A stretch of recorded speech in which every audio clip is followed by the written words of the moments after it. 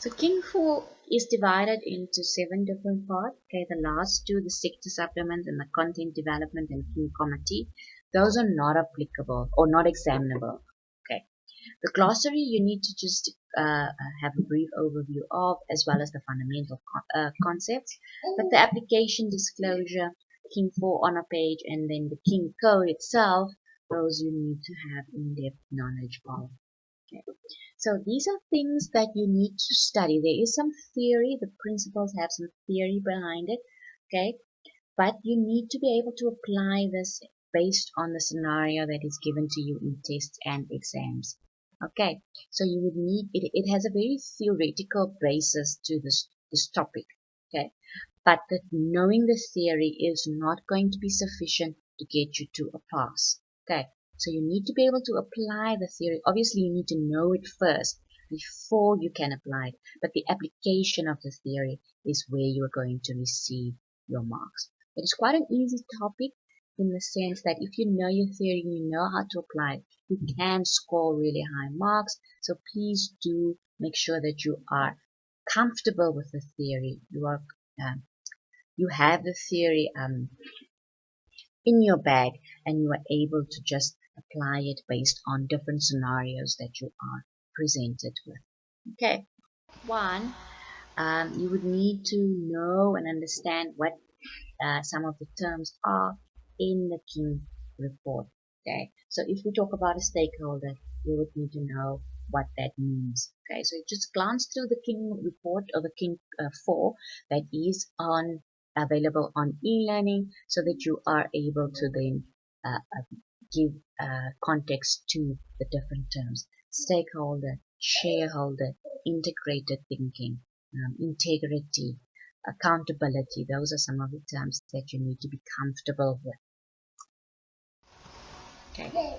So we've been talking about corporate governance, but we have briefly mentioned, okay, so this is just a recap, that corporate governance is any system whereby entities are managed and controlled, how they are governed, basically, how corporates are governed, okay, so that is then referred to as corporate governance. Okay.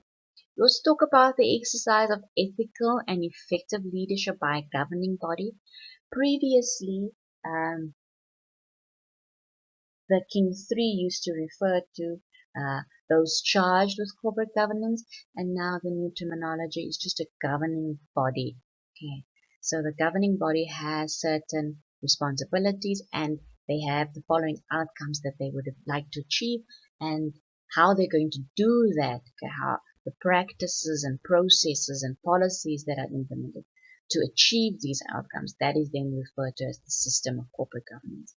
Okay. So the main outcomes that they're interested in would be an ethical culture, good operational performance, effective control, okay, and then legitimacy, okay. You can think of that as credibility, the organization being perceived or seen as being legitimate or credible.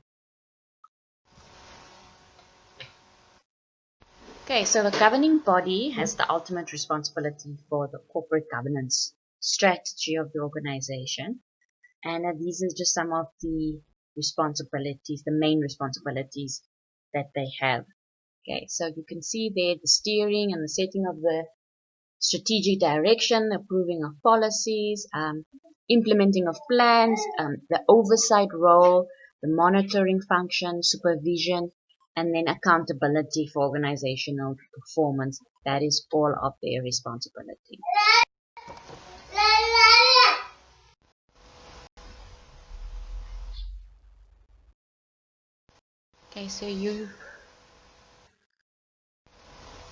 Okay, so the objectives of King 4 um, are to promote corporate governance as a whole, to see it as integral and fundamental to the running of the business. Okay, obviously this will be across a wide variety of sectors and industries, because King 4 was designed to be applicable to any entity. Okay. So the aim is to encourage transparent and meaningful reporting, okay, and then also just create and maintain awareness of ethical responsibilities and conduct amongst the governing body as well. Okay, so we've already spoken about integrated thinking and sustainable development and how the organization fits into that. We've spoken about the concept of stakeholder inclusivity, okay, where we said all stakeholders are viewed in the same order of preference, and they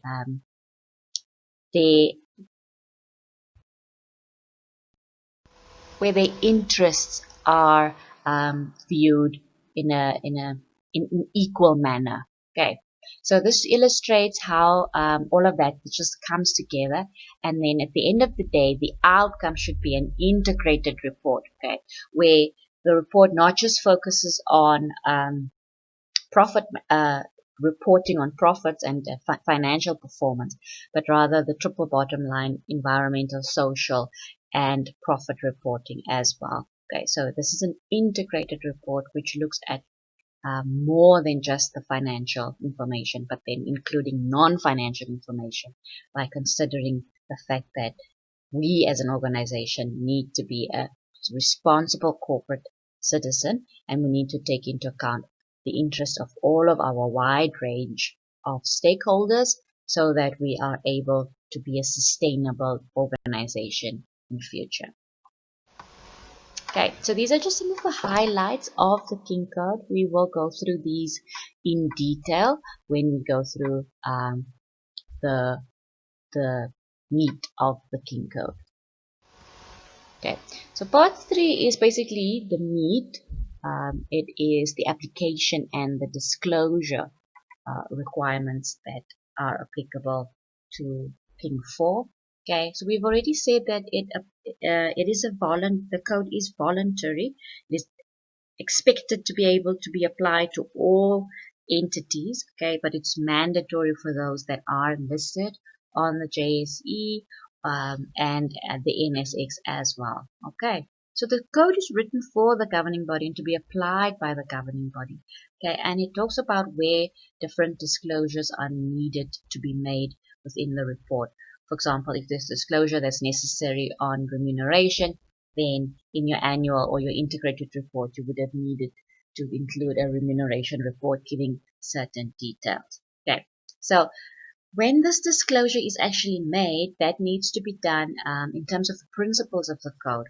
Okay, so the principles need to be referenced, and then the report needs to explain how exactly those principles have been applied. Okay, what are the practices that have actually been implemented so as to comply or adhere to the principles. Okay, remember we've already discussed the effective date. Okay, so King 4 on a page, this just focuses, just re-emphasizes what the focus of King 4 is. We've said that we need to start with the governing body and the leadership that is conducted. Okay, so principle 1 of the King Code talks about leading ethically and effectively. Okay, so it talks about the characteristics of leadership, okay, from integrity to transparency. So you can relate that back to the CPC, okay? So the fundamental principles that we as CAs and RAs have in terms of the CPC, that then should, it's a mirror image, okay? It's similar to what is being discussed under the King Code. It obviously just then has different characteristics when compared to that of the CPC. Okay. Principle 2 talks about the fact that the governing body, GB stands for governing body, should govern in a way that supports an ethical culture. Okay. So it should set the direction, set the tone at the top for the organization's ethics. Okay. It should delegate the responsibility for implementation of these ethical practice policies and procedures that are put in place. Okay. It should have an appropriate overview of the specific practices and arrangements that are put in place, and it should have specific focus areas that need to be consistently monitored. Okay, so in terms of being a responsible corporate citizen, okay, that means they need to comply with the constitution of the country, okay, any laws, standards, govern codes and policies, any regulations that are effected by the government, okay, that needs to be complied with, okay. So that means the organization as a whole needs to be seen as responsible, okay. They can be held accountable to the laws of the country, okay. Um, in the workplace itself, they should have employment equity, fair remuneration, um, the prevention and detection of fraud and bribery and corruption. There should be specific principles and specific policies in place for that. Um, Health and Safety Act needs to be adhered to. Human rights need to be upheld. Keeping the environment clean, safe, making sure that pollution is kept to a minimum, waste is kept to a minimum, and protection of the environment in which they operate as a whole, that needs to be paramount as well. Okay, so principle 4 then talks about strategy and performance.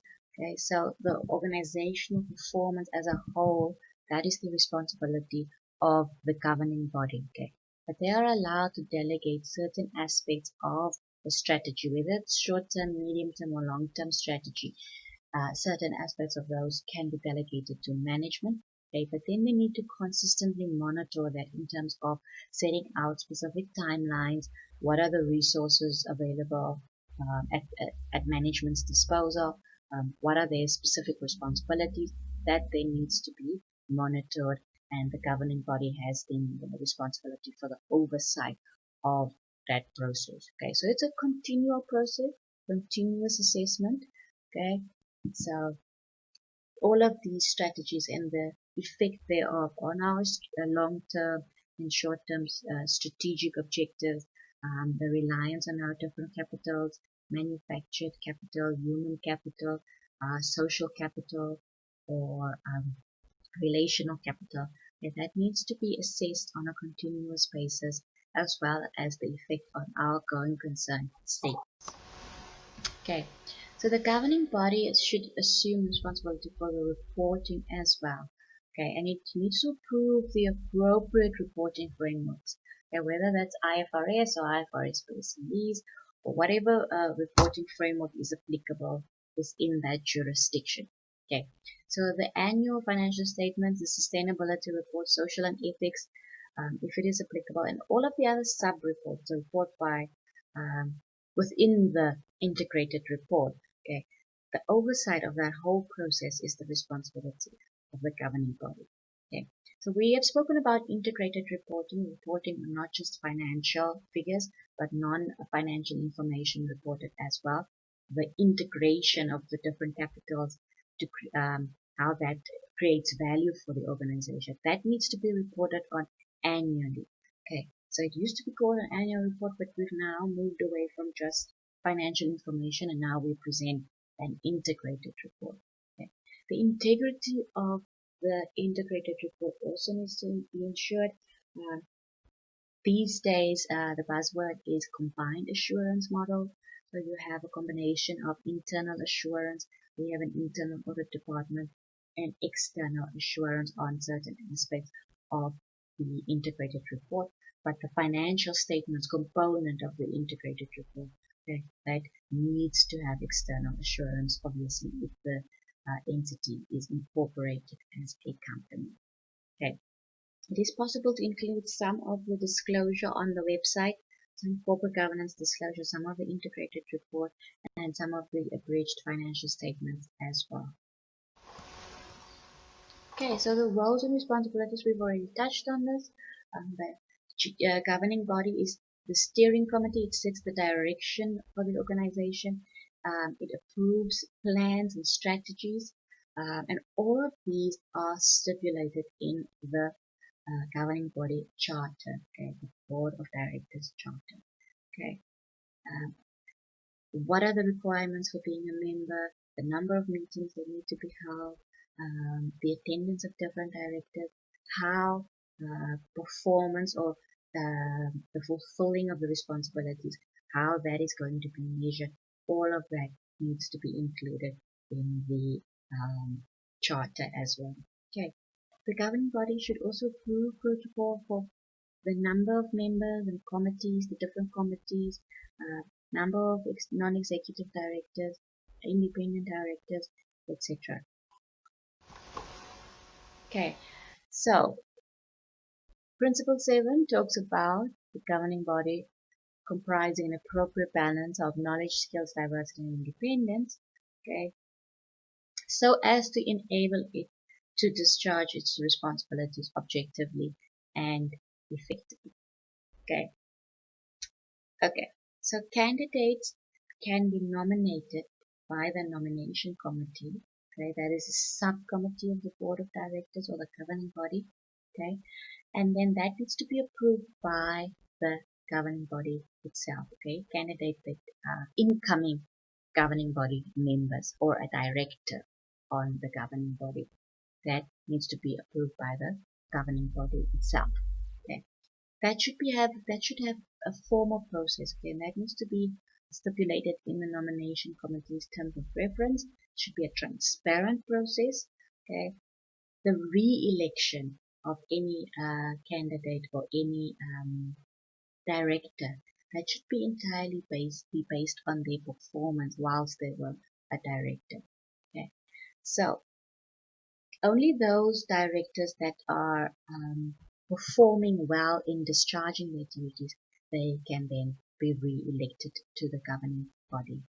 Non-executive appointments, the fact that non-executive directors are not employed by the company, whereas executive directors are employed. Non-executive directors could then have a whole range of other responsibilities for different companies. So in terms of having a balance of knowledge and skills and diversity on the governing body, the requirement is there to ensure that whoever acts as a non-executive director has sufficient time, okay, to fulfill the duties as is required. Okay. So appropriate background checks need to be done. Every director's professional profile that needs to be presented to the AGM. Okay, and then once they are appointed, they receive a formal letter of appointment, and then new governing body members, new directors, they should be appropriately inducted. There should be a mentorship program, and then they should have appropriate training. Okay, so members of the governing body need to have the appropriate knowledge, skill, and experience so as to exercise their duties to the best of their abilities. Okay, the mix and the balance of power, that is what it was known as in Q3. The majority of the governing body members need to be non-executive, most of whom should be independent. Okay, quorums need to be set for depending on the number of directors, for the attendance at meetings and whether that constitutes a valid meeting, and then also for certain special resolutions as well. But obviously, in terms of the Companies Act, there are certain regulatory requirements for certain where certain transactions are involved at certain number of voting rights or need to be exercised, votes need to be in favor of in order to count it as valid, i.e. and a quorum that needs to be obtained before the decision taken is considered valid. Okay, so the diversity targets need to be set by the governing body itself. In terms of the skill, in terms of different knowledge set, experience, whether it's equity targets, race and gender representation, all of those targets need to be set by the governing body themselves as well. Okay, at least the CEO and one other executive need to serve on the governing body. For example, the CFO or the financial director. Okay, those are the two key executives that then serve as executive directors on the governing body. Okay. A succession plan needs to be established so that that ensures that the governing body always has the appropriate balance of knowledge, skills, and diversity and independence for it to discharge its obligations, its roles and responsibilities objectively and effectively. Okay. So each member of the governing body need to declare all of their financial interests or economical interests or other interests um, in certain transactions or in specific transactions to the governing body. Okay. At the beginning of a meeting where these transactions are to be discussed, they need to declare the conflict of interest, and that needs to be minuted, and that needs to be filed in an appropriate register. Okay. Non-executive independent directors were serving for more than 9 years. For all of those directors, those long-serving directors, uh, we need to assess on an annual basis using our objective judgment whether they have any interest, associations, or relationships that are likely to cause an influence on their judgment. So we want to assess whether their judgment is in fact still independent after having served 9 years or more on the governing body.